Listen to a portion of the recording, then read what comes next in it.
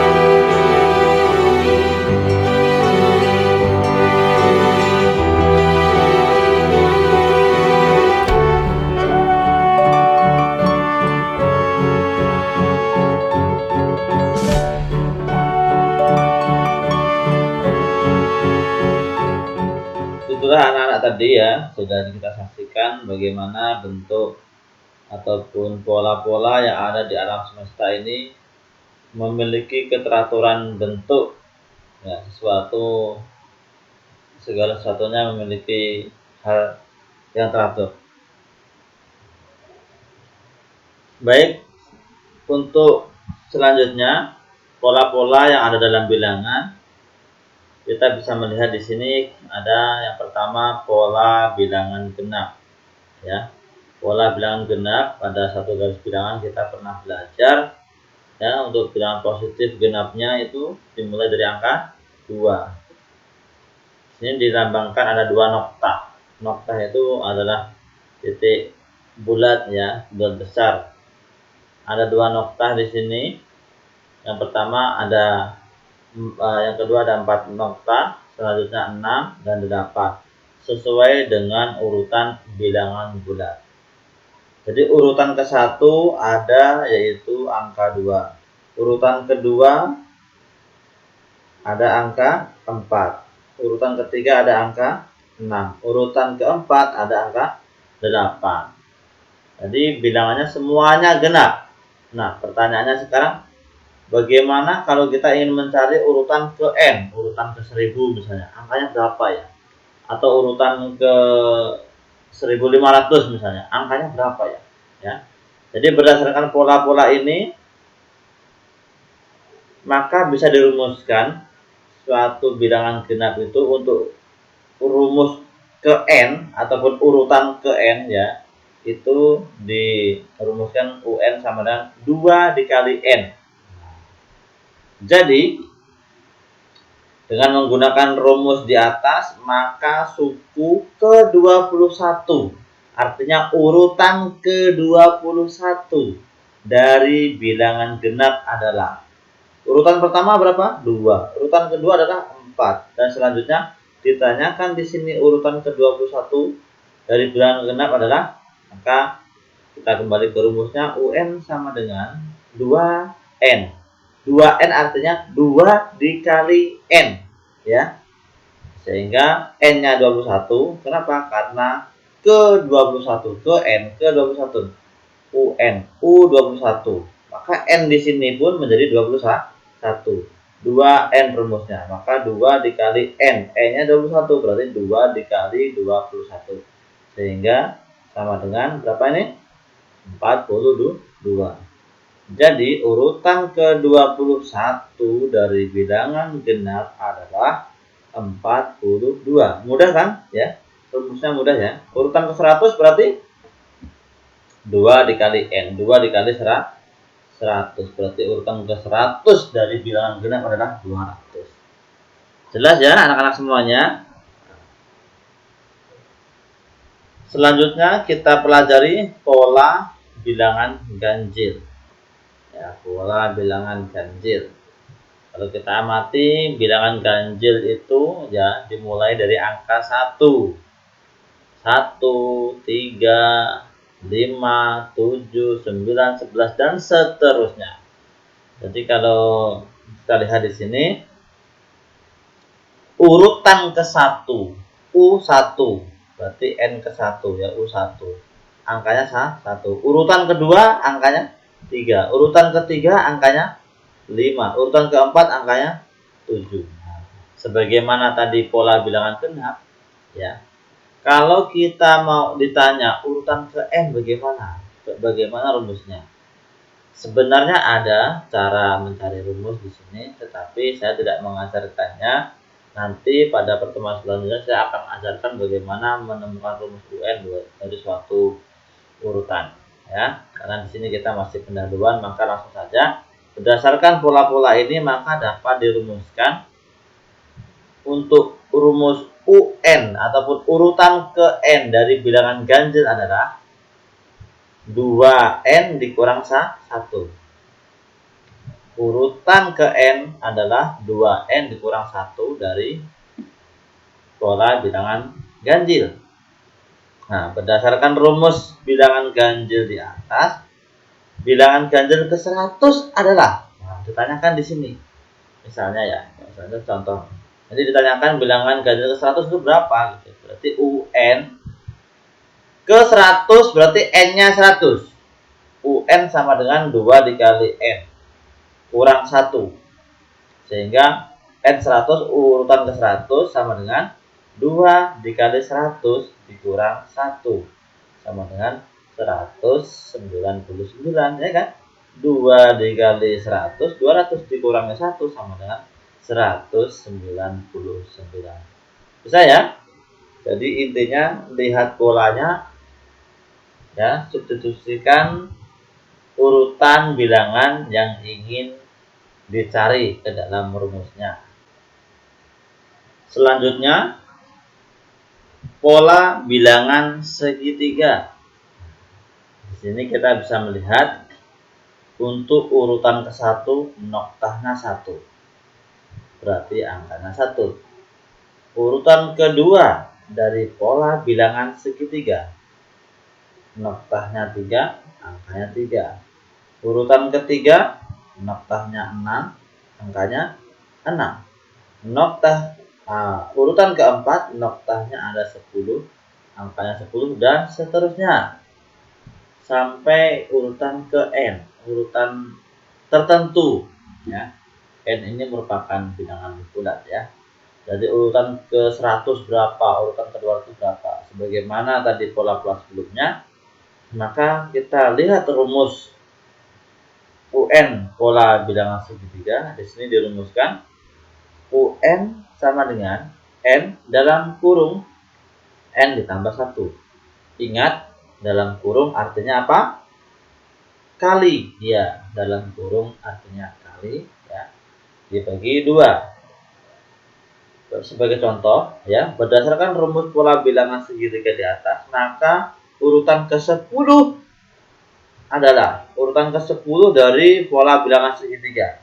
Berarti N-nya adalah 10. Kenapa? Karena urutan ke-10.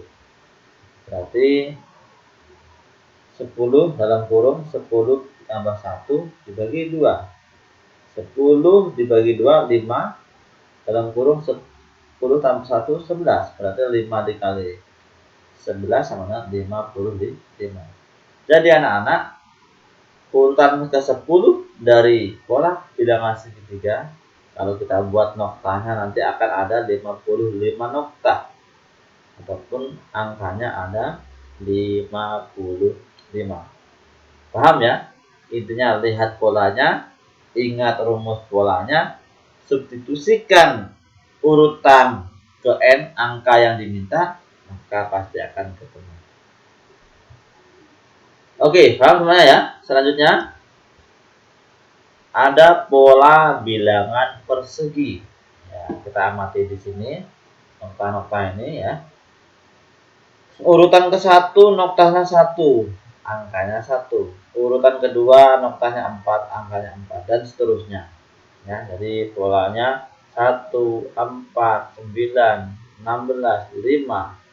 Setelah kita amati, ternyata rumus UN dari pola bilangan persegi ini adalah N kuadrat. Jadi UN sama dengan N kuadrat. U1, 1 kuadrat. U2, 2 kuadrat. 2 kuadrat 4. 3 kuadrat 9. 4 kuadrat 16. 5 kuadrat 25. Gampang sekali ya kan? Sehingga sebagai contoh, berdasarkan rumus di atas, maka urutan ke-11 adalah urutan ke-11 dari pola bilangan persegi. Berarti UN sama dengan N kuadrat. U11 sama dengan 11 kuadrat. 11 kuadrat berapa ya? 11 dikali 11. Berarti dia hasilnya adalah 121. Sangat mudah ya. Selanjutnya, pola bilangan persegi panjang. Kita amati polanya. Urutan ke-1 ya, angkanya 2. Angkanya 2. Urutan kedua angkanya 6 atau angkanya 6 dan seterusnya, urutan ke-3, 4 sampai urutan ke N. Ini adalah pola bilangan persegi panjang. Rumus UN-nya adalah UN sama dengan N dalam kurung ditambah 1. Nah, berdasarkan rumus di atas, maka urutan bilangan ke-9 adalah, berarti 9 ini adalah N-nya, sehingga N digandakan 9, 9 dalam kurung 9 ditambah 1. Ya kan? 9 ditambah dalam kurung 9 tambah 1 10. Berarti 9 dikali 10 berapa? 90. Jadi nanti urutan ke 9 dari pola bilangan persegi panjang adalah 90. Di sini Pak Edi belum menuliskan. Kalian diingat-ingat sendiri dan dicatat nanti ya rumus-rumusnya ya. Paham semuanya ya?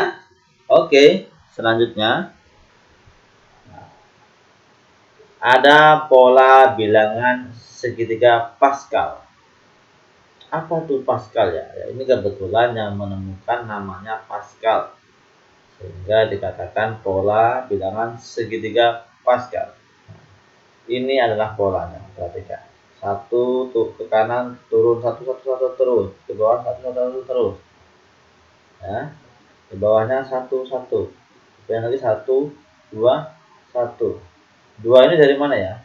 2 ini secara pola diperoleh dari 1 tambah 1. 2. Dan seterusnya ke bawah. 3 ini dari mana? 1 tambah 2 3. 2 tambah 1 3. 1 dan ini sampai turunan dari atasnya terus. Nah, pola berikutnya di bawahnya. 1 4. 4 dari mana? 1 tambah 3 4.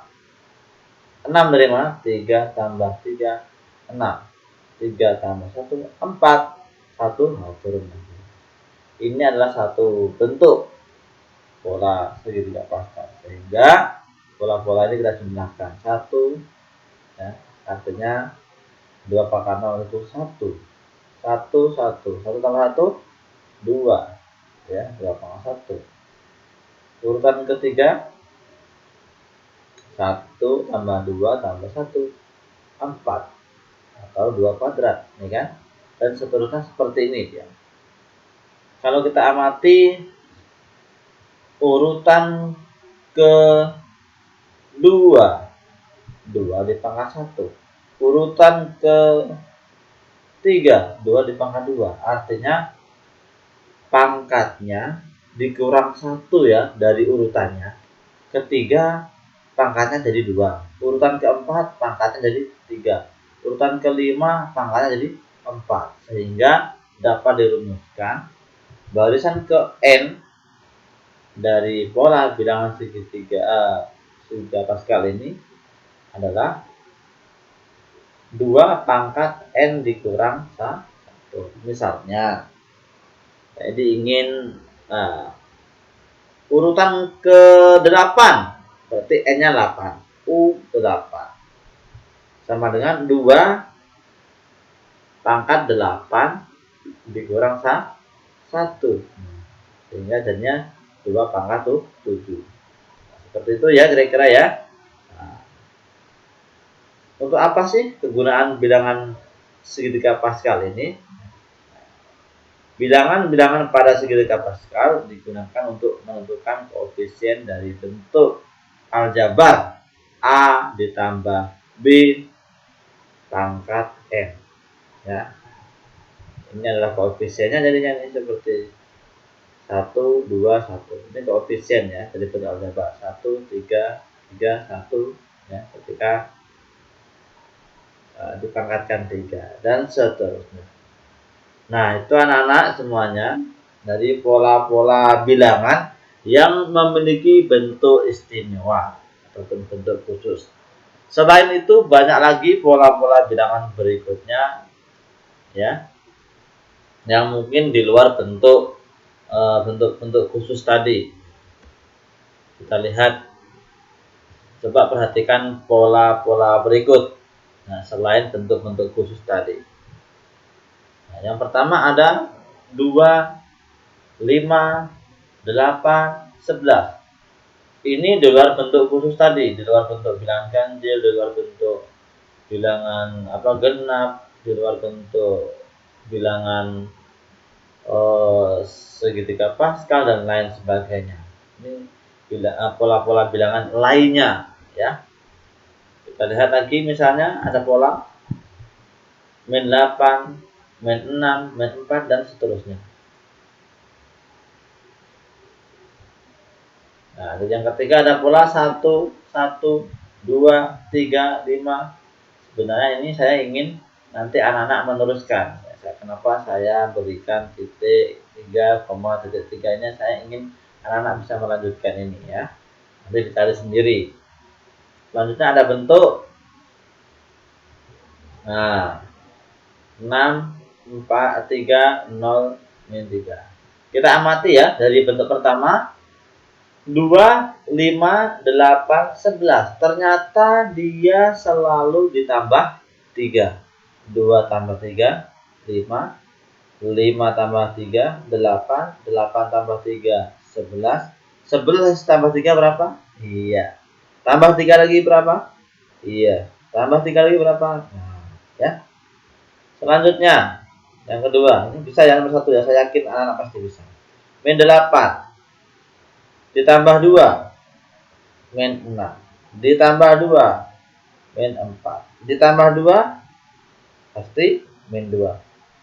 Ditambah 2 lagi, min 2 tambah 2 berapa? 0 di sini harusnya ya.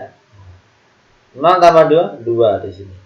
Bisa ingat-ingat pola penjumlahan bilangan bulat ya. Sekarang pola yang ketiga, ini sebenarnya pola istimewa. Ini sangat fenomenal pola ini karena dikenal dengan bentuk pola apa? Ya, cari lagi nanti ilustrasinya ya. Dicari kira-kira pola yang ketiga ini bentuk apa namanya. Ini bentuk istimewa ya. Ternyata pola ini kalau kita amati caranya adalah ditambahkan dengan angka sebelumnya. Contoh 1. Sebelum angka 1 berapa? Enggak ada. Ya, nggak ada sebelum angka 1. Berarti kita anggap 0 misalnya. Berarti 1 tambah 0, 1. Urutan kedua 1. 1 ditambah urutan sebelumnya 1. Berarti 1 tambah 1 berapa? 2. 2 ditambahkan dengan sebelumnya jadinya 2 tambah 1, 3. 3 tambah 2, 5. 5 tambah 3, 8. 8 tambah 5, 13. 13 tambah 8, 21. Dan seterusnya. Ya. Jadi pola bilangan ya, itu sangat banyak bentuknya. Bisa ditambahkan, bisa dikurangkan, dan bahkan nanti di pertemuan selanjutnya bisa dikalikan ataupun dibagikan. Yang penting anak-anak bisa mencermati bagaimana sih pola dari suatu bilangan itu. Terakhir, 6, 3, 0, min 3. Kalau kita amati, ternyata selalu dikurang 3. 6 dikurang 3, 3. 3 dikurang 3, 0. 0 dikurang 3, min 3. Min 3 dikurang min 3, min 6. Min 6, min 9. Min 9, min 12. Dan seterusnya. Jadi pola-pola itu sangat banyak anak-anak. Ketika nanti mendapatkan tugas untuk mengisi pola-pola dari suatu bilangan, maka dicermati, temukan polanya. Setelah ketemu pola, pasti akan ketemu hasilnya. Oke anak-anak, nah itu saja penjelasan dari PND tentang pola bilangan. Demikian materi tentang pola bilangan. Semoga anak-anak semuanya mengerti dan bisa menyelesaikan tugas-tugas yang diberikan nanti. Terus semangat belajar. Sampai jumpa di pertemuan selanjutnya. Assalamualaikum dan terus semangat.